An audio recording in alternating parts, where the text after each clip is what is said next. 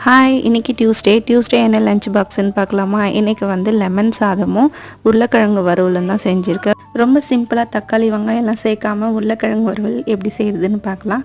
First எண்ணெய் தேவையான அளவுக்கு ஊற்றிக்கிட்டு கடலைப்பருப்பு உளுத்தம்பருப்பு கொஞ்சமாக போட்டுக்கிட்டு சிக்கன் மசாலா ஒரு 2 ஸ்பூன் போட்டுக்க. உங்களுக்கு காரம் எவ்வளோ வேணுமோ அவ்வளோ.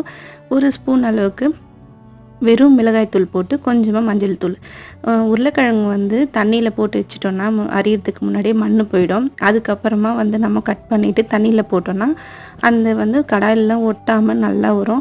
கொஞ்சமாக பூண்டு தட்டி போட்டு கருவேப்பிலை போட்டு கொஞ்சமாக தண்ணி ஊற்றிட்டு மூடி வச்சிட்டோன்னா ஒரு 5 நிமிஷத்தில் உருளைக்கிழங்கு ரெடி ஆகிடும். மறக்காமல் உப்பும் கொஞ்சம் சேர்த்துக்கோங்க. இந்த உருளைக்கிழங்கு வறுவல் எல்லா டிஷ்ஷுக்குமே நம்ம வந்து வச்சு சாப்பிடலாம், நல்லாயிருக்கும். தயிர் சாதத்துக்கெல்லாம் இன்னும் சூப்பராக. வெரைட்டி ரைஸ்னால் சொல்லவே வேணாம். பசங்க எல்லாமே சாப்பிட்டு டிஃபன் பாக்ஸ் காலியாக தான் வரும். ஸ்நாக்ஸுக்கு ஆப்பிளும் ஆரஞ்சும் வச்சுருக்கேன். நாளைக்கு இன்னொரு வீடியோவில் பார்க்கலாம். தேங்க்ஸ் ஃபார் வாட்சிங். பாய்.